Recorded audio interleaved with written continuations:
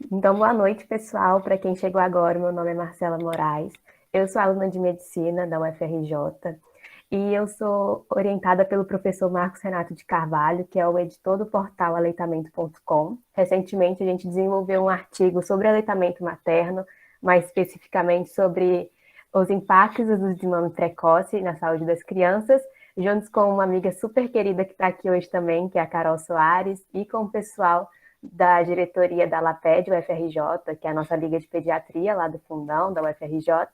E antes de começar a nossa conversa, eu gostaria muito de agradecer pelo convite, pela presença de cada um de vocês aqui hoje e parabenizar também o Grupo Germinar por levantar essa discussão sobre um tema que é tão importante e é pouco falado, né? Porque quando a gente fala sobre o impacto do aleitamento materno, a gente costuma falar mais sobre o impacto do leite materno na saúde da criança. E realmente é muito importante, a gente não está aqui para menosprezar essa relevância do aleitamento materno na saúde da criança, a gente vai falar muito sobre isso também, mas é muito importante a gente trazer a saúde da mulher para discussão também quando a gente fala sobre esse tema, porque assim como as crianças elas se beneficiam muito do aleitamento materno, as mulheres que amamentam, as mães, também têm um benefício muito grande à saúde por conta dessa prática. E quando a gente sabe disso, a gente consegue ter ainda mais argumentos para poder fortalecer o quanto é importante a gente incentivar o aleitamento materno.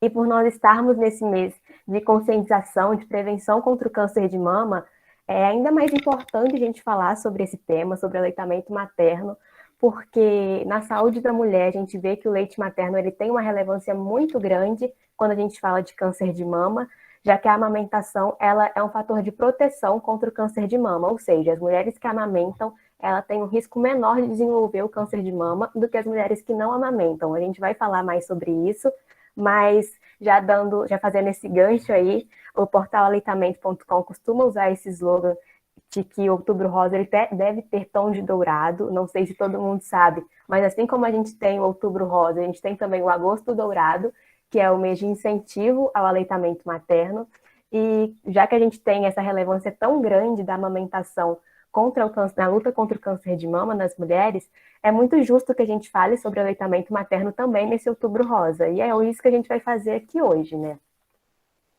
Então, para começar, é importante que a gente saiba que os órgãos de saúde, os principais órgãos de saúde, a OMS, a Organização Mundial da Saúde, a Organização Pan-Americana de Saúde, o Ministério da Saúde, eles recomendam que o aleitamento materno exclusivo aconteça nos primeiros 6 meses de vida das crianças e o complementado até os 2 anos de idade ou mais, ou seja, é muito importante que as crianças até 6 meses de idade elas façam aleitamento materno exclusivo e depois esse aleitamento continue, só que complementado com outros alimentos, pelo menos até os 2 anos de idade. Ou seja, crianças de 2 anos de idade ainda amamentam, elas não estão grandes demais para isso.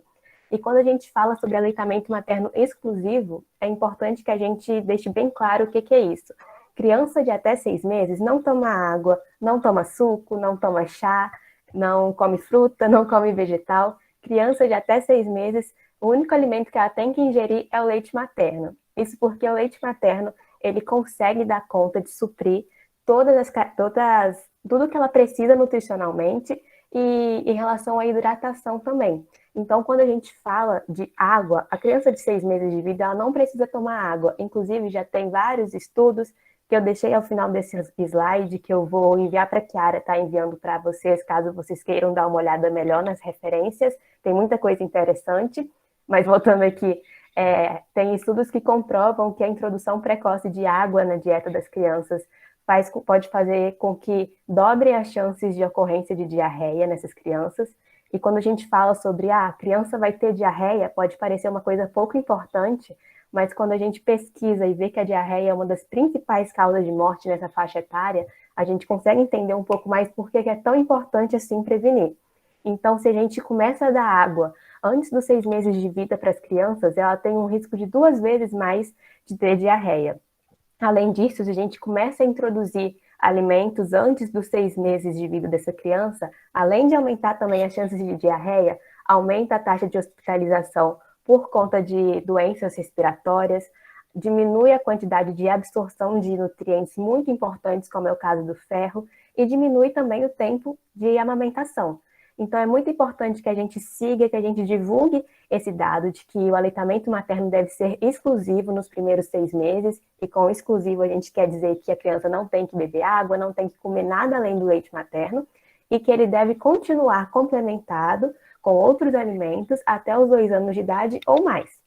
E uma dúvida que pode surgir agora é, ok, o aleitamento materno exclusivo tem que durar pelo menos, tem que durar até os 6 meses, o aleitamento materno complementado tem que durar pelo menos até os 2 anos de vida, mas quando que ele começa?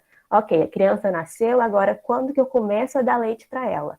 E aí a gente entra nesse conceito de golden hour, ou de hora de ouro, que fala justamente sobre a importância de começar a amamentar o bebê ainda na primeira hora de vida dele.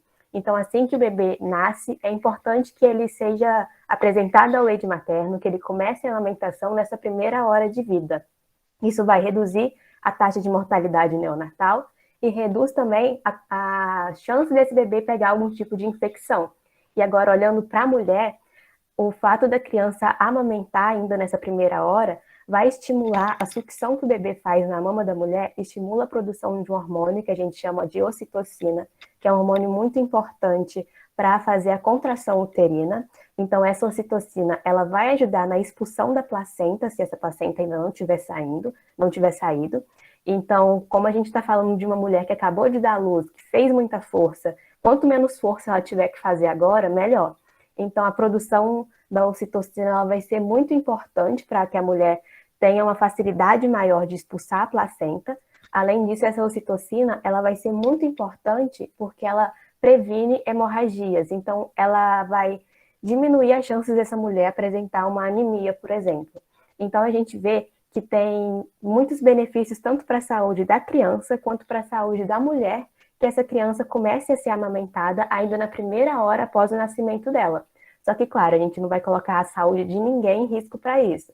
Se essa hora de ouro ela vai acontecer caso o estado de saúde da mulher e da criança estejam bons, caso o parto tenha acontecido de forma tranquila, a mulher esteja com condições de saúde ok, a criança também, a gente coloca ela para amamentar nessa primeira hora. Mas caso tenha acontecido alguma intercorrência, caso a criança não esteja bem, a gente cuida disso primeiro e depois coloca ela para amamentar. Isso da hora de ouro em condições perfeitas, em que o parto aconteceu de uma maneira excelente e está todo mundo bem. Então, a gente entra agora nos benefícios para a criança, os benefícios da amamentação para a criança. E aí a gente vai dividir em 2 tópicos, porque o produto, o leite humano, tem benefícios próprios para a criança, mas também o ato de amamentar, a sucção do bebê, também traz benefícios para essa criança. E quando a gente começa a falar sobre os benefícios do leite humano para essa criança, o primeiro fator super importante é que o leite humano ele evita mortes infantis, porque ele vai promover melhores condições imunológicas para a criança, vai evitar problemas relacionados ao trato gastrointestinal, como a gente já falou, que ele vai evitar a diarreia, também evita problemas relacionados ao trato respiratório, e quando a gente junta problemas do trato gastrointestinal com problemas do trato respiratório, a gente tem a principal causa de morte infantil. Então, já se sabe hoje em dia que cerca de 13% das mortes infantis seriam evitáveis com o aleitamento materno exclusivo. Então, o leite humano ele é capaz de evitar as mortes infantis por esse motivo.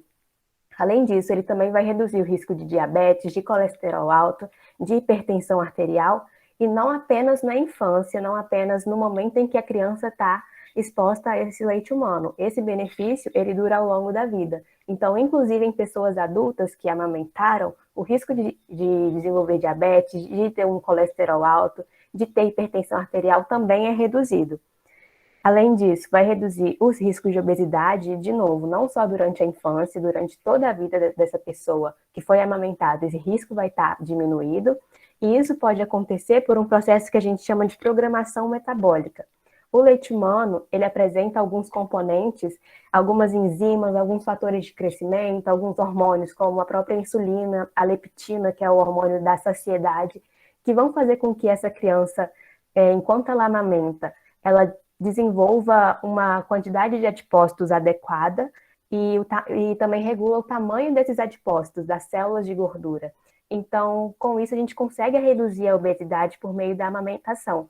já que esse leite humano ele vai controlar quantas células de gordura essa criança vai ter, essa pessoa vai ter ao longo da vida, e qual o tamanho máximo que essas células de gordura vão chegar. Então, por isso que as pessoas que amamentaram têm um risco menor de desenvolver obesidade. Além disso, a gente também tem um efeito positivo do aleitamento materno do leite humano na inteligência. Já existem pesquisas que mostram que as pessoas que foram amamentadas tendem a ter um QI maior do que as pessoas que não foram amamentadas. E o leite humano também auxilia na formação da imunidade.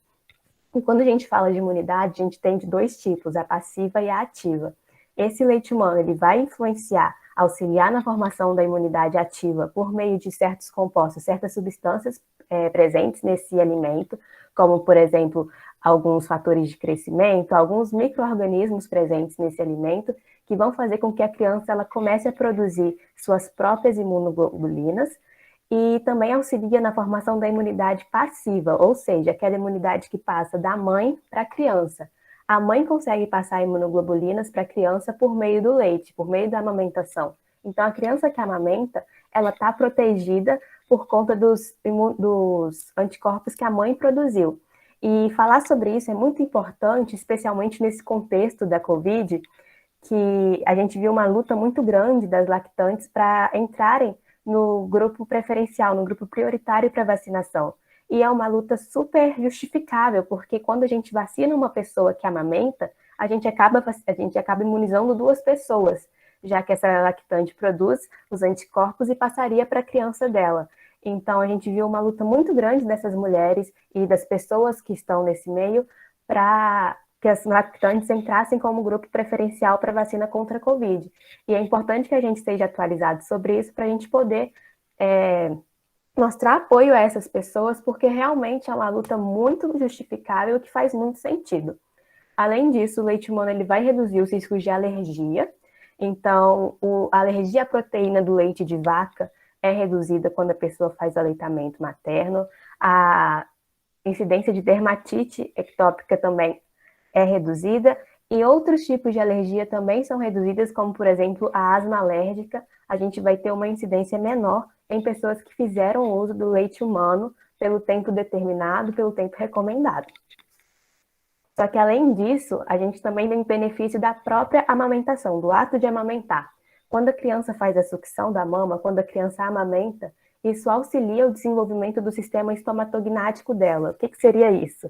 Esse sistema, ele é o conjunto de ossos, de músculos, de articulações, de nervos e de todas as estruturas que estão envolvidas no processo de mastigação, de deglutição, de respiração, de fonoarticulação. Então, é muito importante que esse sistema esteja bem desenvolvido para que a criança consiga falar, que a criança consiga engolir, mastigar de uma forma eficiente e sem ter grandes problemas com isso. E como a gente tem desenvolvimento do sistema estomatognático por conta da amamentação, também a gente consegue ver uma redução dos problemas ortodônticos, já que os dentes também fazem parte desse sistema, e fonoaudiológicos. Então, crianças que amamentam têm menos chance de ter problema ortodôntico, têm menos chance de ter problemas de audição do que as crianças que não amamentam. Além disso, esse sistema estomatognático, ele está relacionado à respiração. Então, a amamentação, o ato de amamentar, também faz com que a criança se torne uma respiradora nasal e não uma respiradora oral, ou seja, que a criança ela faça a respiração pelo nariz e não pela boca. Isso é muito importante porque a gente tem o filtro nasal que filtra todo o ar que a gente respira. Já na boca a gente não tem filtro, então a chance de uma criança contrair uma infecção pela respiração oral é muito maior do que as pessoas que respiram pelo nariz. Então, a amamentação ela também está relacionada a isso, a que a criança vire um respirador nasal ao invés de uma respiradora oral. E aí a gente entra naquele cenário de atuar nos benefícios para a saúde da mulher. Ok, saúde da criança tem muitos benefícios, a gente sabe disso, é muito importante que isso seja falado, que isso seja difundido, que isso seja divulgado, mas a gente também tem que trazer a mulher para essa discussão. E quanto aos benefícios para a saúde da mulher, o aleitamento, ele ajuda na recuperação no pós-parto, principalmente por conta daquele fator que a gente comentou agorinha mesmo, de liberação de ocitocina. Então, quando a mulher, ela amamenta, tem um estímulo para a produção e para a liberação do hormônio ocitocina, que vai ser muito importante, porque vai evitar a ocorrência de quadros de hemorragia. Com isso, a gente vai ter também uma menor chance da mulher desenvolver uma anemia pós-parto. E esse hormônio também ele vai ser importante para que o útero volte ao tamanho normal dele com mais rapidez, com mais facilidade. Além disso, o aleitamento ele é um ótimo método contraceptivo nos 6 primeiros meses. Isso, claro, se a mulher estiver fazendo uma amamentação exclusiva e se ela ainda não tiver menstruado nesse tempo. O aleitamento por si, ele consegue garantir até 98% de proteção contra a nova gravidez. E isso é muito importante porque não é recomendado que uma mulher engravide logo depois dela ter tido um parto, principalmente se esse parto foi cesárea. Porque se essa mulher ela engravida depois do parto, logo depois do parto, o que pode acontecer é que com o crescimento uterino, os pontos que essa mulher levou podem se romper, com isso ela pode ter uma hemorragia, pode levar até ao óbito dessa mulher. Então, tá aí mais um benefício do aleitamento para a saúde da mulher, evitar uma nova gravidez. Além disso, assim como o aleitamento, o leite humano, atua na prevenção de diabetes e obesidade na criança, a mulher que amamenta também vai ter esse benefício. Também vai acontecer a prevenção da diabetes do tipo 2 e de obesidade nessa mulher, cerca de 15% de redução na taxa de incidência de diabetes do tipo 2 por ano de amamentação. Então, a cada ano que essa mulher amamenta, cerca de 15%, ela tem cerca de 15% menos chances de apresentar uma diabetes do tipo 2. E essa proteção, ela é muitas vezes atribuída a um melhor ajuste que essa mulher consegue fazer dos níveis de glicose que ela tem. Além disso, o aleitamento materno tem uma proteção contra o câncer de útero, cerca de 11% menor, ou seja, as mulheres que amamentam têm cerca de 11% a menos de chance de desenvolverem câncer de útero do que as mulheres que não amamentam. E, que é o nosso foco agora no Outubro Rosa, o aleitamento também é uma proteção contra o câncer de mama, como a gente falou lá no início. E isso vai ser super importante a gente debater isso agora, porque a gente vai conseguir explicar para as outras pessoas por que é tão importante para a saúde da mulher, além da saúde da criança, que essa mulher amamente, que essa mulher faça uma lactação adequada pelo tempo adequado. Então, entre os benefícios do aleitamento para a mulher, a proteção contra o câncer de mama ela acontece principalmente porque a produção do leite 24 horas por dia faz com que haja uma limitação da multiplicação das células das mamas. E por que isso é tão importante? Porque quanto maior a taxa de multiplicação celular, maiores as chances de aparecer uma célula defeituosa, uma célula que vai dar origem a um câncer. Então, se a gente tem a limitação dessa multiplicação, isso atua como um fator protetivo. Então, por esse motivo, esse é um dos motivos que fazem com que a mulher que amamenta tenha menos chances de ter um câncer de mama. Além disso, essas mulheres, enquanto elas amamentam, enquanto elas estão fazendo uma amamentação exclusiva, elas vão ter um ciclo menstrual anovulatório, ou seja, elas vão ter menor contato com hormônios estrógenos. E os hormônios estrógenos, eles são hormônios que estão associados ao câncer de mama. A gente, inclusive, fala que o câncer de mama é estrógeno dependente, ou seja, quanto maior a exposição aos estrógenos ao longo da vida, maiores as chances dessa mulher apresentar um câncer de mama, desenvolver o câncer de mama. Então, como os ciclos menstruais eles se tornam anovulatórios, como essa mulher para de ter contato com os estrógenos durante o período de amamentação, esse é um outro motivo para que o risco de desenvolvimento de câncer de mama nessa mulher esteja também diminuído. Além disso, o próprio fato delas adotarem um melhor estilo de vida na época da amamentação faz com que a gente também tenha uma redução dessa incidência de câncer de mama, das chances de câncer de mama. As mulheres que amamentam, elas tendem a apresentar uma alimentação mais saudável, um melhor estilo de vida. As mulheres que amamentam muitas vezes param de fumar, param de beber. E isso também vai ser muito importante quando a gente fala sobre a redução da incidência do câncer de mama. Aqui eu coloquei um gráfico só para a gente ver que a duração da amamentação ela vai estar relacionada ao câncer de mama, ou seja, quanto maior o tempo de amamentação que essa mulher teve, quanto mais ela amamenta, quanto mais anos ela amamenta, menor será o risco dela ter o câncer de mama. E a gente precisa falar, então, de que fatores que auxiliam, que ajudam nessa amamentação. Porque muitas vezes a gente vê, por exemplo, mulheres se queixando de dor para amamentar. E muitas vezes isso é falta de prática, isso é falta de instrução. A gente precisa saber o que que auxilia nessa amamentação, que faz com que ela ocorra de uma maneira mais fácil. E um dos fatores que faz com que ela ocorra de maneira mais fácil é justamente respeitar o bebê. A gente precisa lembrar que o bebê é um ser humano que acabou de chegar no mundo, então ele ainda está aprendendo muita coisa.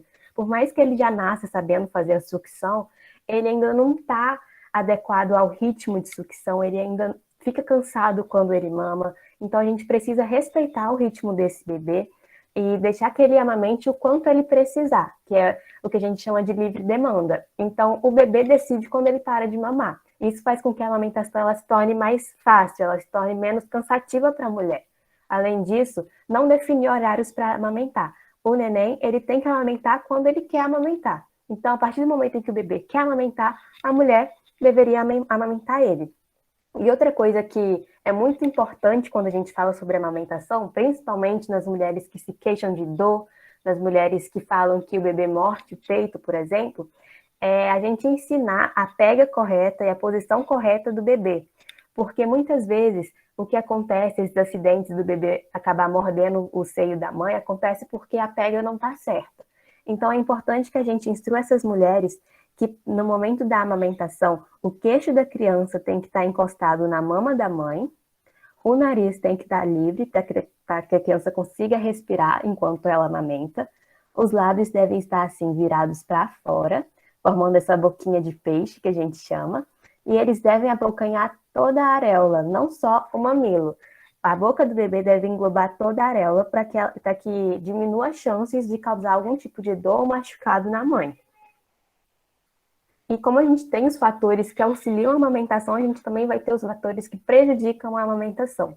E um dos fatores muito importantes na nossa sociedade é o uso de mamadeiras e chupetas. A gente está numa sociedade em que isso foi muito normalizado. É muito normal a gente ver as crianças as crianças ganhando mamadeira, ganhando chupeta, até em chá de bebê a gente vê pessoas que dão chupeta, dão mamadeira, e sendo que isso não deveria ser feito, porque o uso de mamadeira e chupeta pode causar o que a gente chama de confusão de bicos. E essa confusão de bicos, ela vai ser muito prejudicial à amamentação. Porque, olhando aqui para essas imagens aqui embaixo, quando a gente olha para essa primeira imagem, em que o bebê está fazendo a amamentação no seio da mãe, a gente consegue ver o posicionamento da areola, do mamilo da mãe, na boca dessa criança. O mamilo da mãe fica posicionado no local de divisão do palato mole com o palato duro. Já quando a gente olha aqui para posicionamento do bico da mamadeira, esse bico da mamadeira fica apenas no palato duro, ele não chega ao local de divisão do palato duro com o palato mole, então ele fica mais para frente da boca dessa criança. E essa própria diferença de posicionamento acaba ocasionando muita dificuldade do bebê mamar. Por quê? A partir do momento em que ele acostuma com essa conformação, com esse posicionamento, ele fica desacostumado com esse daqui. Então, na hora que ele coloca a boca para amamentar no seio da mãe, ele vai ter a tendência de deixar uma parte do seio do mamilo para fora, fazendo com que ele fique posicionado só no palato duro, assim como a mamadeira, e com isso a gente vai ter uma maior incidência de machucado no mamilo da mãe, o bebê vai começar a morder mais o mamilo da mãe, principalmente porque na mamadeira, como o bico fica posicionado só no palato duro, o bebê precisa pressionar esse bico contra o céu da boca para que o leite saia. Então, quando ele volta para o peito e posiciona o mamilo da mãe nessa região do palato duro e começa a pressionar para que o leite saia, isso acaba gerando dor na mãe. Além disso, o ritmo de fluxo de leite que sai pela mamadeira é muito maior do que o fluxo de leite que sai pelo seio materno. O leite da mamadeira consegue sair com mais facilidade do que o leite que está no seio materno. Então, o bebê ele fica acostumado a receber mais leite por tempo. E aí, quando ele volta aqui para o seio, ele começa a ficar irritado, porque ele está tendo que fazer mais sucção, o que é importante para o desenvolvimento do sistema estomatognático dele. Então, quando ele começa a ter que fazer mais sucção, ele começa a ficar irritado, ele começa a chorar, ele não quer mais mamar. Então, essa confusão de bicos ela é muito importante, a gente precisa falar sobre ela e desnormalizar o uso de mamadeiras e chupetas, porque isso tem feito com que muitas crianças parem de amamentar no tempo correto, porque elas não conseguem mais se acostumar à amamentação no seio da mãe, porque já estão acostumadas à amamentação na mamadeira ou ao próprio uso de chupeta. Além disso, a mídia, a publicidade, elas acabam tendo um impacto muito prejudicial na amamentação, até chega a ser antiético, porque muitas coisas são divulgadas na mídia, muitos leites, muitas fórmulas infantis são divulgadas como se fossem melhores do que o leite materno e elas não são. Só que muitas vezes as mulheres não têm conhecimento disso e elas acabam, por achar que estão fazendo uma troca boa, acabam trocando o próprio leite pelo leite que está na mídia, pelo leite que a famosa está fazendo propaganda. Então, a mídia e a publicidade podem ser muito prejudiciais à amamentação, no sentido de fazer propaganda de marcas ou de leites industrializados como se fossem melhores que o leite materno, coisa que eles não são. Além disso, alguns procedimentos cirúrgicos podem ser prejudiciais à amamentação. A gente vai falar mais sobre isso daqui a pouco, mas alguns procedimentos que mexem com a mama podem ser prejudiciais à amamentação. A mulher pode produzir menos leite ou parar de produzir leite. E o próprio estresse, o nervosismo, a insegurança fazem com que a mulher tenha mais dificuldade em amamentar. A interferência de pessoas de fora, de terceiros, também é muito importante, porque sempre tem uma amiga, uma avó, uma tia para falar que o seu leite é fraco, isso aqui não está sendo suficiente para a criança, dá alguma coisa para ela além do seu leite. Então é muito importante o nosso trabalho como incentivadores da amamentação, porque já tem muita gente fazendo o trabalho contrário, infelizmente. E além disso, o trabalho materno acaba também sendo um fator prejudicial, não pelo fato da mulher estar no mercado de trabalho, é uma conquista muito grande para as mulheres, elas estarem no mercado de trabalho, isso é algo muito bom, mas quando a gente fala sobre ser prejudicial à amamentação, é relacionado às empresas ou aos locais de trabalho que não valorizam essa amamentação. Então, a gente vê várias vezes a mídia divulgando que uma pessoa ela foi demitida ou ela foi punida porque ela saiu mais cedo do trabalho porque tinha que amamentar a criança. E isso não deveria acontecer. As empresas elas têm que ter a consciência de serem amigas da amamentação, de favorecerem a amamentação.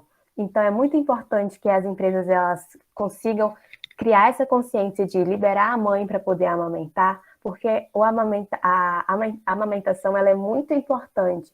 Então, quando a gente fala do trabalho materno como sendo um fator prejudicial, não pensem que a conquista da mulher, a inserção da mulher no mercado de trabalho é algo ruim, não é.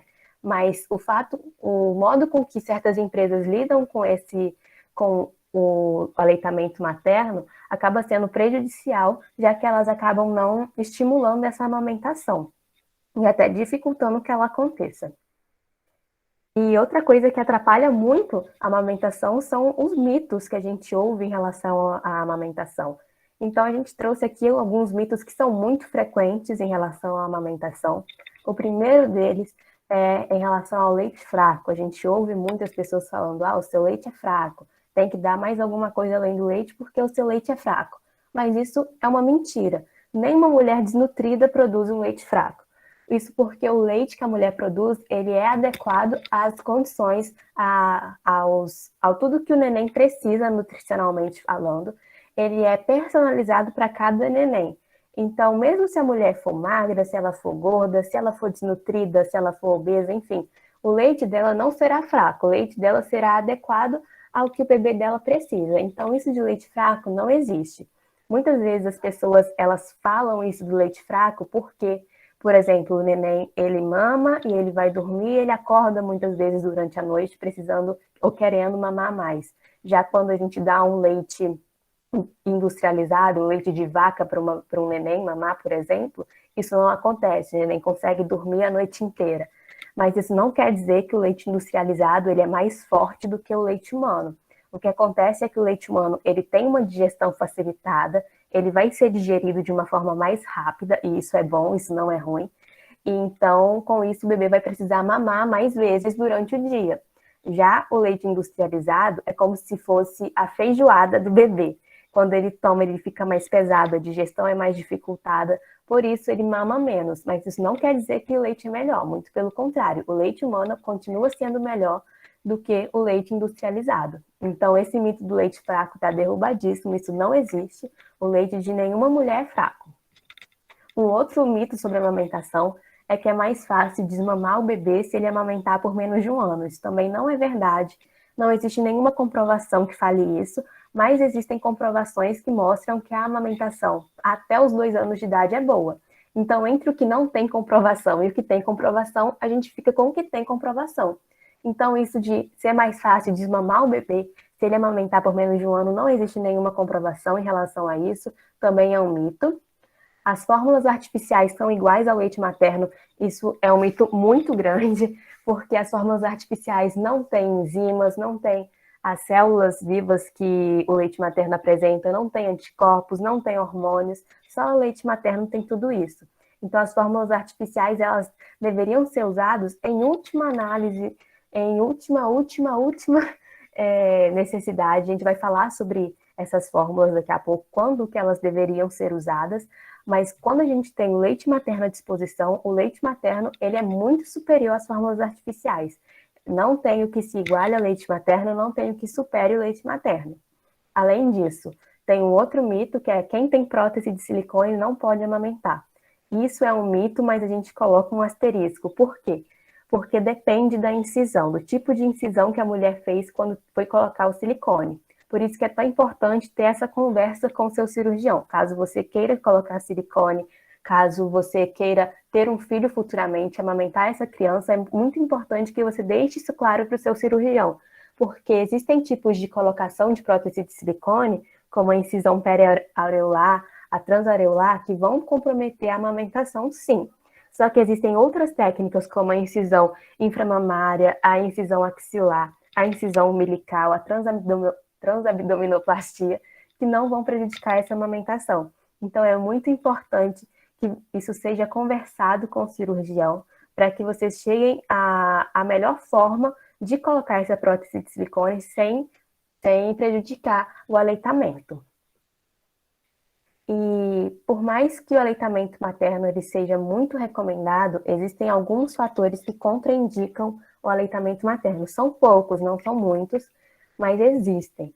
Por exemplo, mulheres que são HIV positiva, mulheres que têm HTLV, que é um vírus oncogênico que está relacionado ao desenvolvimento de câncer, são mulheres que têm contraindicação absoluta para amamentar. Por quê? Porque essas mulheres elas estão infectadas por vírus que podem ser passados por meio do leite. Então, é muito importante que essas mulheres não façam o aleitamento dos filhos dela, para que a gente tenha menos chance, para que a gente não infecte essa criança com o vírus que está presente na mãe. Então, uma outra contraindicação para o aleitamento materno é crianças com galactosemia. A galactosemia é uma condição rara, ela não é frequente, mas é uma condição na qual a criança ela não pode ingerir lactose. Então, é muito importante que essa criança não ingira o leite materno e nenhum outro alimento com lactose. Além disso, mães com doença de Chagas também têm uma contraindicação para o aleitamento, só que está aqui com asterisco por quê? Porque essa contraindicação só vale se a mulher tiver uma fase aguda da doença de Chagas ou tiver com algum tipo de sangramento ativo. Por isso é muito importante que mulheres com essa doença, elas façam um acompanhamento para saber como que está essa doença, em qual fase que essa doença está, para saber se elas podem ou não amamentar. Além disso, o uso de alguns medicamentos pela mãe também vão contraindicar o aleitamento materno, por exemplo, as mães que fazem quimioterapia. Não é recomendado que elas façam a lactação, que elas amamentem os filhos dela, porque a quimioterapia, o medicamento usado como quimioterapia, como na quimioterapia, são medicamentos que, se o bebê tiver contato a partir do leite, podem fazer mal para a criança. E aqui a gente coloca um site para vocês, que é um site muito interessante, que ele consegue falar para você se aquele remédio, aquele medicamento que você está tomando, ele contraindica ou não a amamentação. Então, esse site é um site muito legal, que ele fala quais remédios que podem contraindicar a amamentação, quais remédios que você pode continuar amamentando se você estiver tomando.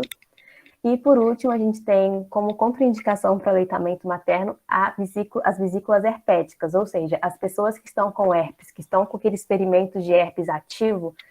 Se a mulher estiver com vesícula herpética, com ferimento de herpes na pele da mama, ela não pode amamentar a criança na mama que está ferida. Se, por exemplo, ela tiver uma mama que está com as vesículas herpéticas e uma mama que está saudável, ela pode sim amamentar pela mama saudável. Mas é importante que a boca da criança não entre em contato com essas vesículas, com as vesículas da herpes. Além disso, Se a criança tiver com vesícula herpética na boca, também é importante que ela não faça a amamentação para não colocar a saúde da mãe em perigo. Então, as crianças com vesícula herpética na boca, elas também não podem amamentar. Mas lembrando que isso é uma contraindicação transitória. No momento em que essas vesículas desaparecerem, que essas pessoas forem curadas, elas podem voltar a amamentar tranquilamente. E para finalizar, eu queria trazer para vocês um projeto muito legal que a UFRJ lá, que a LAPED lá da UFRJ faz, que é pensando nessas pessoas que estão contraindicadas de amamentar, principalmente as mulheres que são HIV positivas, mulheres que estão infectadas com algum tipo de vírus que faz com que elas não possam amamentar. A UFRJ, por meio da LAPED, faz essa arrecadação de fundos para que a gente compre leite e doe para essas mulheres. E aí está a grande função das fórmulas artificiais, dos leites industrializados. Esses leites eles deveriam ser usados nessa circunstância, que a mulher realmente não pode amamentar. Então, as mulheres HIV positivas que estão internadas com seus filhos lá no IPPMG, que é o Hospital Infantil do Fundão, a LAPED, ela arrecada fundos para que a gente consiga comprar esses leites industrializados e está distribuindo, está doando para essas mulheres, para que as crianças delas consigam fazer uma amamentação, mesmo que seja de leite industrializado. Aqui eu coloquei o Instagram da LAPED para que vocês possam acompanhar quando a gente fizer essas campanhas de arrecadação. A nossa última campanha acabou há pouco tempo, a gente conseguiu mais de 150 sacos de leite para doar para essas mulheres. E caso vocês possam ajudar também nessas campanhas, elas costumam acontecer por meio do Pix. A gente recolhe doação de dinheiro pelo Pix para poder fazer essa compra e levar lá para as mulheres no IPPMG. Então, caso vocês queiram acompanhar e possam ajudar nessa campanha, aqui está o Instagram da LAPED para vocês estarem por dentro de quando a gente fizer essas arrecadações. E eu finalizo com um convite do professor Marcos para um evento sobre aleitamento materno que vai acontecer agora em dezembro, nos dias 1 ao dia 4 de dezembro. Sobre aleitamento materno, é um evento completamente online. Caso vocês tenham interesse, queiram saber mais, aqui está o Instagram do professor Marcos, por onde ele vai divulgar mais informações sobre esse evento. E aqui são as referências que eu usei, que eu vou enviar depois para a Chiara, repassar para vocês, caso vocês queiram olhar mais a fundo as referências. E é isso, muito obrigada.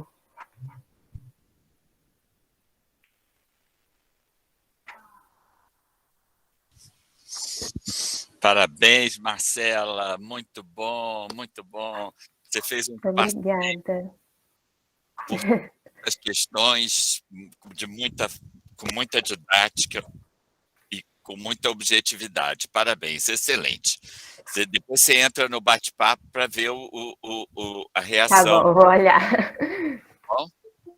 Muito obrigado, parabéns. Eu que agradeço. Muito obrigada pelo convite. Foi pela ótimo você ter oportunidade. apresentado, porque a minha conexão aqui caiu umas 5, 6 vezes. Então ia ficar muito feio eu ficar apresentando e caindo a conexão.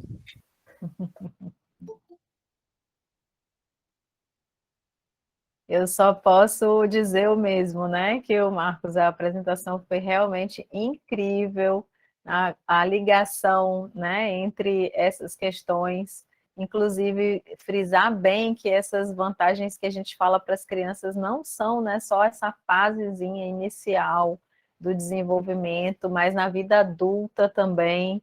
Então a gente está realmente dando o melhor que pode nesse momento e fazendo esse investimento para a saúde, né, do nosso filho, mesmo até quando a gente não estiver mais por perto e puder estar ali do lado contribuindo. Parabéns, Marcela, foi muito boa a sua apresentação. Você fala com a tranquilidade incrível, assim, então, tranquila e alegre e feliz apresentando, muito bom, né, de ouvir. Que bom que tem as referências, né? Caso realmente o pessoal queira se aprofundar mais, olhar mais informações. E eu queria abrir aqui para quem quiser fazer perguntas, se quiser realmente abrir o microfone, falar, fazer pergunta, ou se quiser colocar a pergunta no chat, mas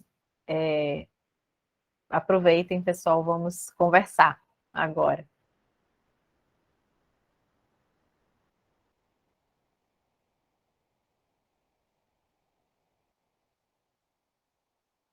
Tem pergunta no chat, professora. Estou vendo. Vamos ver se alguém quer falar, né? Quiser perguntar, senão eu venho aqui no chat.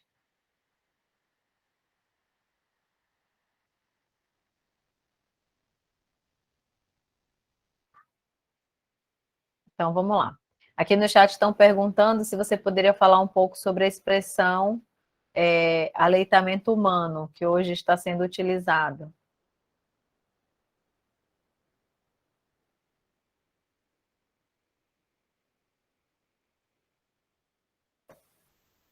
Professor Marcos, você quer falar? Posso falar. É porque uma criança pode estar em aleitamento humano sem estar em aleitamento materno, ou seja, ela pode receber leite doado do banco de leite humano. Por isso que o banco de leite chama-se banco de leite humano e não banco de leite materno, porque esse bebê pode receber leite de outras mulheres, né? Um conceito importante é a diferença entre lactação, aleitamento materno e amamentação. A lactação é um fenômeno psico-hormonal, endócrino, toda mulher lacta, mesmo aquela que não deseja amamentar. Uma criança pode estar em aleitamento materno, mas não está sendo amamentada. Ou seja, quando ela recebe leite humano ou leite materno através da gavagem, do copinho, da translactação, etc. Então, e a amamentação é quando a mãe dá o peito e o bebê recebe leite sugando a mama materna. Então, por isso que as políticas são de aleitamento materno, não de amamentação, porque o aleitamento materno é um pouquinho mais abrangente que a amamentação.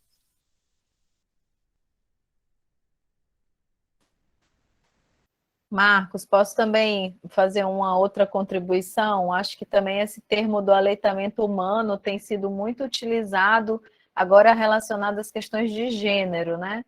Porque agora não necessariamente só as mulheres cis amamentam. Então a gente tem também, né, casais homoafetivos em que existe um dos pares do casal que não é mais uma, né, que não é uma mulher cis, que é uma mulher trans e também pode fazer esse aleitamento. Então, acho que esse termo tem, né, uma conotação técnica também nesse sentido do gênero e está sendo, acho que, batido bastante assim a mais na mídia, talvez, por conta, né, dessas questões de gênero também. Você tem toda a razão.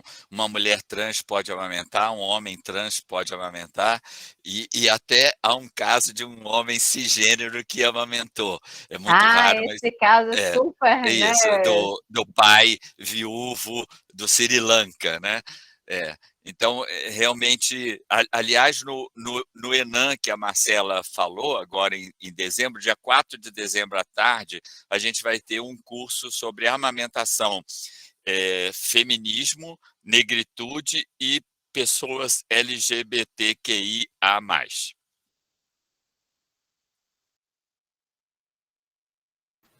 Ótimo. A próxima pergunta aqui é: a mastopexia, independente da incisão, dificulta a amamentação? Eu fechei. Enquanto você estava apresentando, Marcela, perguntaram aqui no chat, né, se a redução mamária, você comentou na sua apresentação, né, falou na sua apresentação sobre a colocação, né, do implante de silicone, e aí perguntaram também sobre a redução. Então, agora estão perguntando, né, sobre essa coisa da maneira, né, de ser feita a cirurgia, se isso dificulta a amamentação. A mastopexia, ela também, a redução mamária, ela também vai dificultar a amamentação, sim, principalmente porque a gente vai estar tirando o tecido mamário, a gente vai tirar glândulas que produzem o leite, então ela vai também ser importante para dificultar essa amamentação. Então, as mulheres que passaram por esse tipo de procedimento, primeiro, elas têm que avaliar a importância delas passarem por esse tipo de cirurgia, se realmente é algo super importante, que seja algo recomendado a elas, porque, de fato, elas vão apresentar algum tipo de prejuízo na hora de amamentar, sim.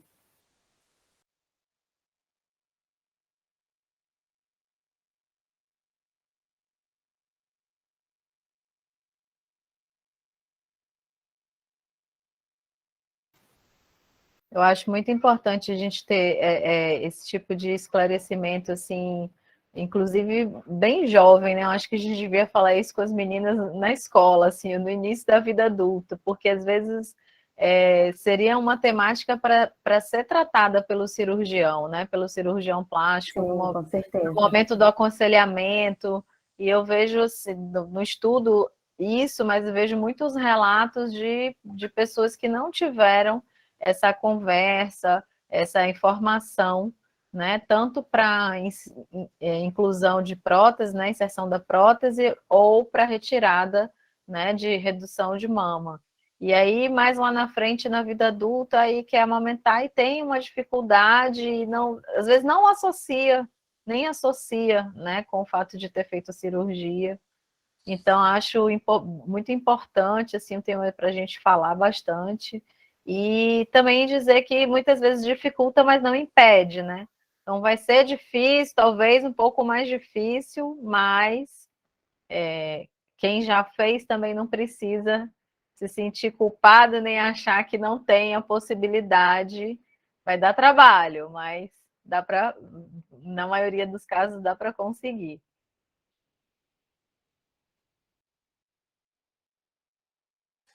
Porque há técnicas que preservam a areola e diminuem o impacto, mas mesmo assim pode haver corte de ductos lactíferos e cortes de terminações nervosas.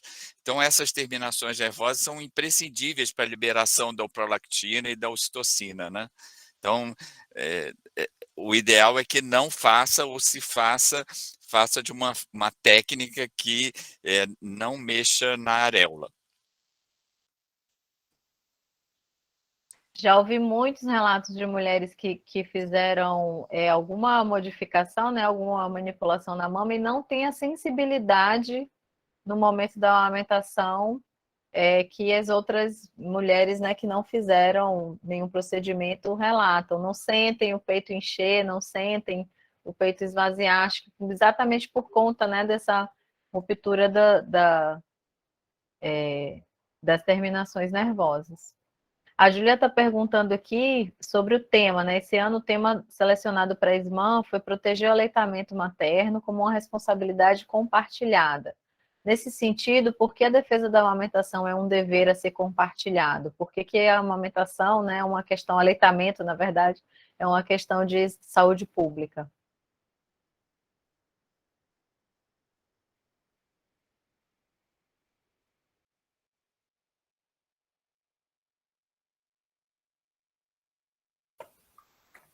Bom, quando a gente fala sobre a amamentação como sendo um problema de saúde pública, a gente tem que lembrar que existem crianças que morrem por diarreia, por exemplo. Isso é algo que deveria ser inconcebível no tempo que a gente está.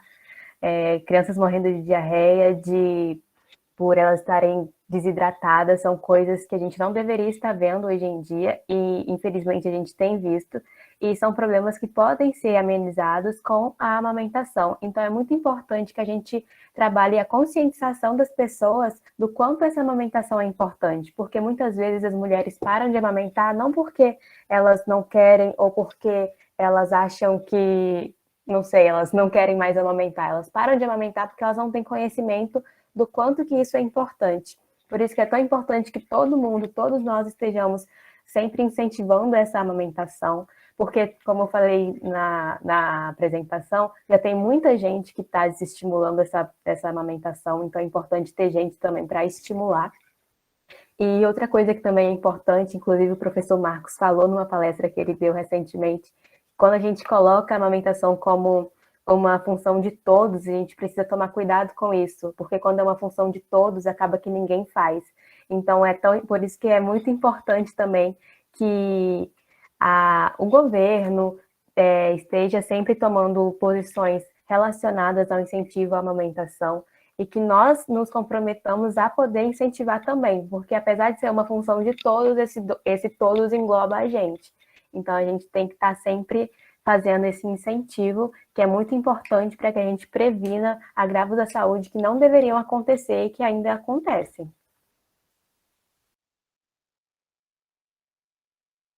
Muito bem, Marcela, isso mesmo. A amamentação é uma decisão da mulher, mas ela não amamenta sozinha. Precisa de uma rede de apoio, de um suporte que começa na família, na comunidade, na sociedade. Por isso que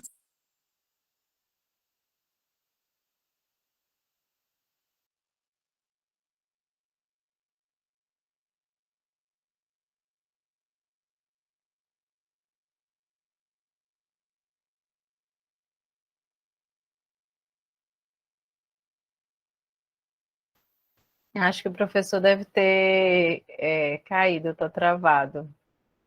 Mas ele fala uma frase que eu não vou saber reproduzir, mas que é muito interessante, como um poeminha sobre todos, né? Quem são esses todos e nenhum, e alguém que está responsável pela amamentação e que fica meio quando você fala, né, que são todos que têm que compartilhar essa responsabilidade, termina sendo um pouco daquela sensação de que, se são todos, não sou eu. Marcos, acho que você ficou com uma conexão ruim, a gente não conseguiu te ouvir. Tá bom, eu vou repetir. Então, eu escrevi: a lactação é um fenômeno endócrino, hormonal, fisiológico, automático, vamos dizer assim, que acontece com toda a puérpera, porque baixam o estrogênio e a progesterona e a prolactina age na produção de leite.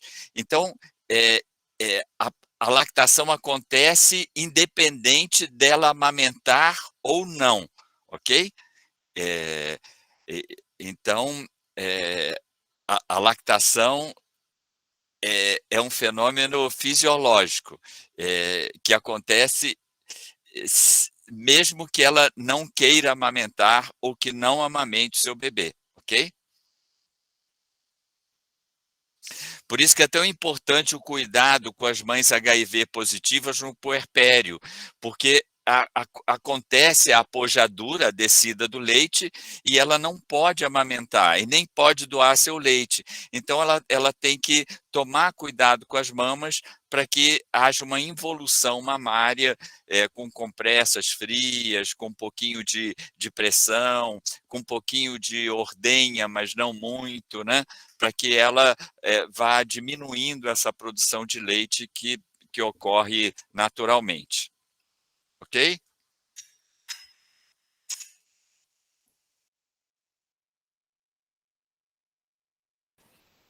Então, a próxima pergunta, então, significa que a lactação é exclusiva só de quem gesta? Boa pergunta, né, Marcela?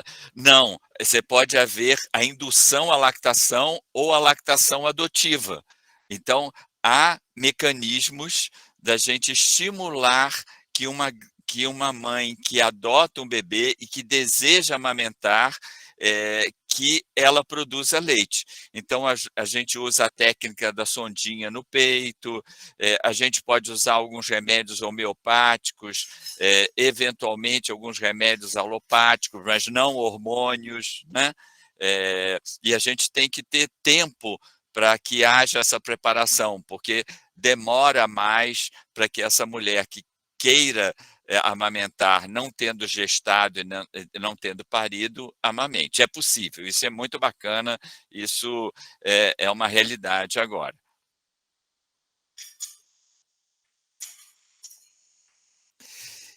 Isso, mulher trans e homens trans também podem amamentar, independente de terem gestado ou não. O homem trans pode, homens trans gestam, né? Porque porque eles têm a fisiologia, o corpo feminino, mas se apresentam como homem. Então, já há casos, muitos casos de homem trans que amamentaram.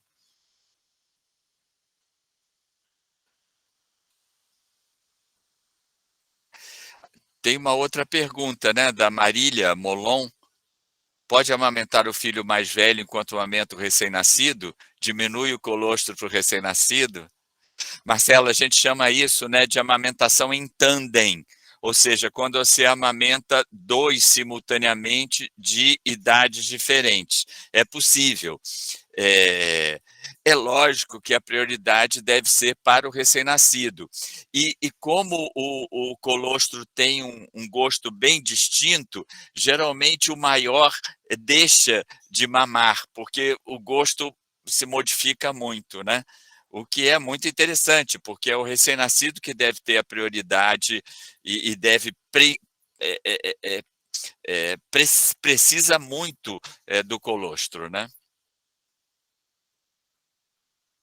Muitos voltam a mamar depois, né? Os maiores, às vezes, até voltam na amamentação em tandem, voltam a mamar, mas não necessariamente quando o bebezinho é recém-nascido, né? Quando o bebê já está há um tempo mamando, sei lá, 3, 4 meses, aí ficam talvez vendo a mãe ali naquela dedicação, naquela exclusividade com, né, com o menorzinho e voltam a mamar, mas de fato acho que não acham muito gostoso um colostro. Nessa fasezinha inicial parece que não tem muito interesse, assim. Deve ser uma coisa super desgastante, quer dizer, deve ser não, é uma coisa super desgastante, né, para a mulher, super cansativa. Mas não tem prejuízo para o bebê. E agora aqui apareceu uma pergunta que eu não estou entendendo muito. Amamentação e sucção na mama, é isso? É essa a pergunta?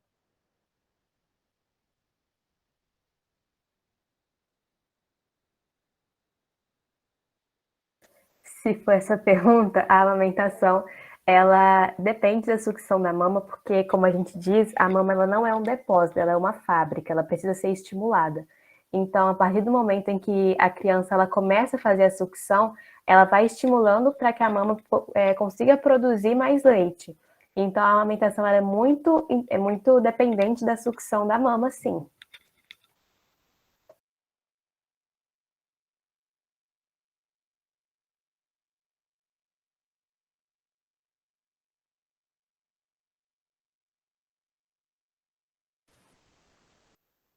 Ah, parece que eu perdi uma pergunta aqui.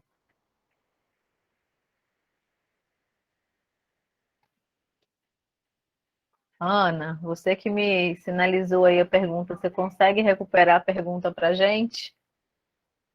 Essa eu perdi. Alguma pergunta sobre. Consigo sim, professora, já vou disponibilizar novamente.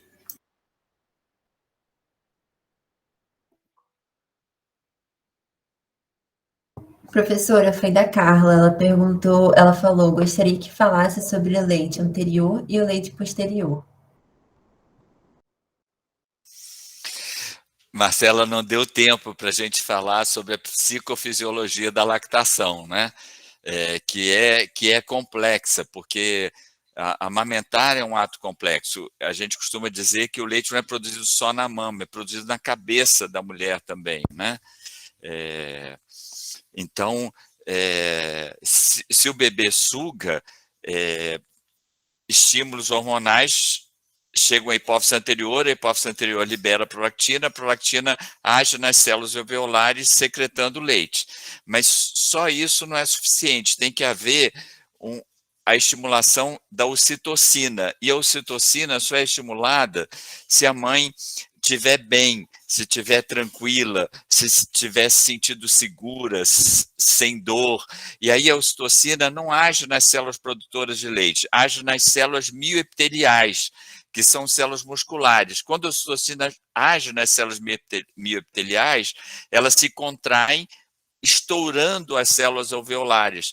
Então, a glândula mamária é uma glândula apócrina, que além de secretar leite, a própria célula faz parte da secreção. Por isso que esse leite posterior é um leite mais rico em gordura, porque ele contém restos celulares. Então, essa é a explicação mais simples para o momento, né? A Maná, eu acho, fez uma pergunta aqui sobre a diferença entre aleitamento materno e amamentação. E a Andréia Oliveira fez a questão, está respondendo para a gente. Obrigado, Andréia, porque não dá para a gente responder tudo, né, Marcela?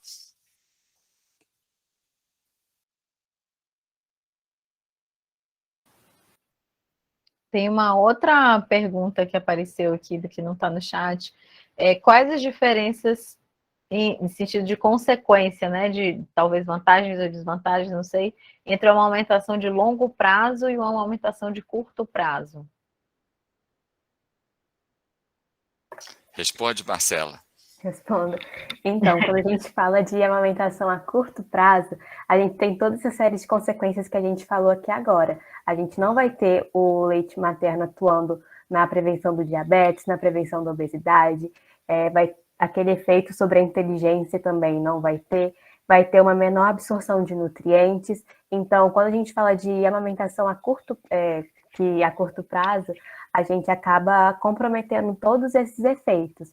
Já quando a gente fala de uma amamentação a longo prazo, é uma amamentação que é dita assim, normal, porque a recomendação é que essa amamentação ela aconteça complementada por até pelo menos os 2 anos de idade. Mas caso aconteça por mais tempo, também é algo que não tem problema. Então é melhor a criança mamar mais tempo, além dos 2 anos, do que ela mamar menos tempo.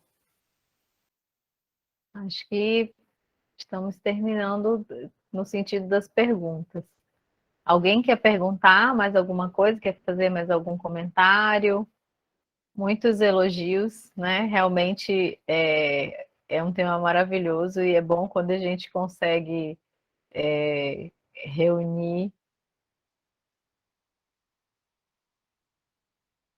pessoas ótimas. Aqui, peraí, vamos lá. Ainda tem aqui uma pergunta. A Ana Paula está perguntando. A que vocês atribuem o aumento das taxas de aleitamento apresentadas pelo Enan, ou pelo Enani, desculpa.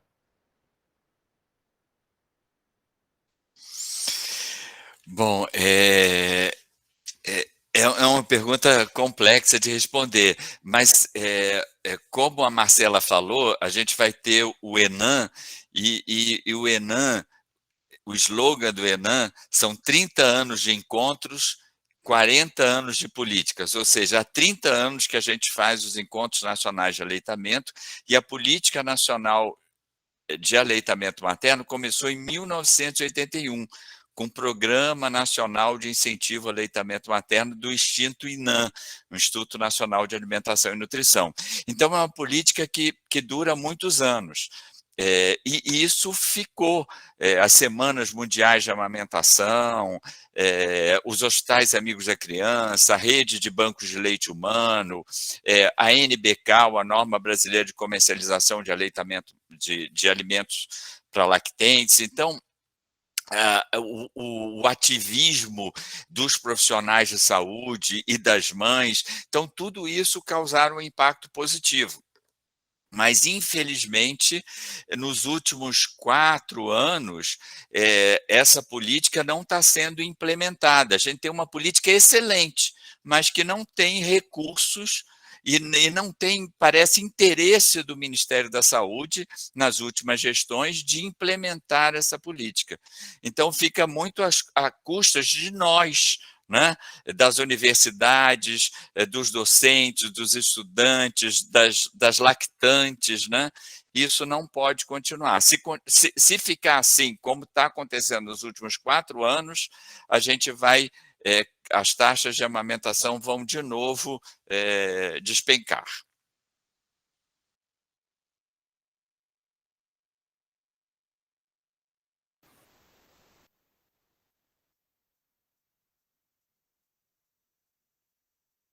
A gente fica triste com essa falta de incentivo, mas tem que continuar fazendo também a nossa parte, né?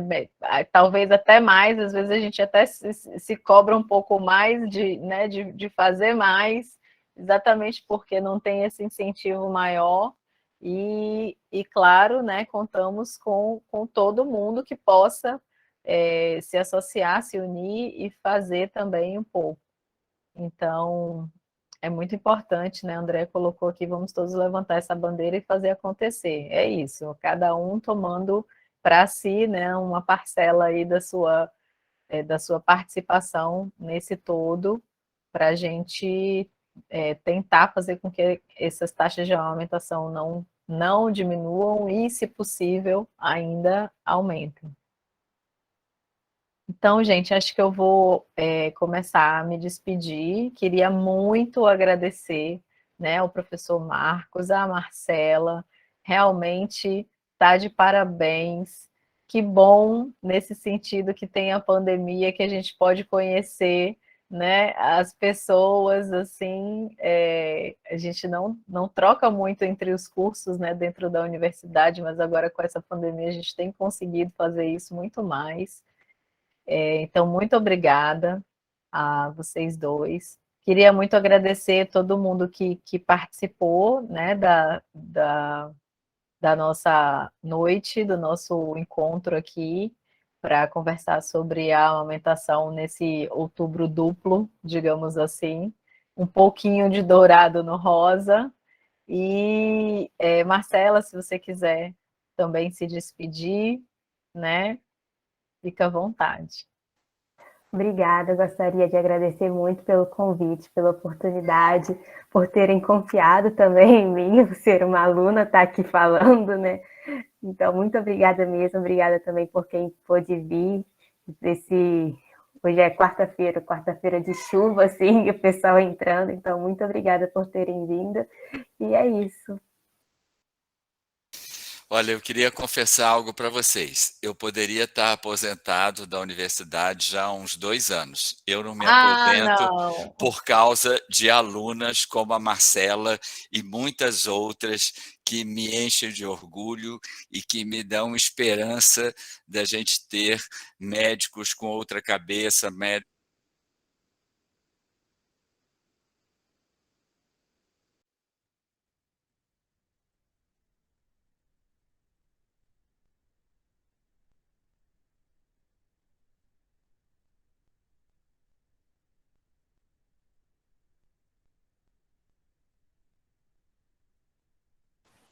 Acho que o Marcos ficou instável lá de novo na conexão dele. Mas é isso, gente. Paixão de professor não tem jeito. Voltou.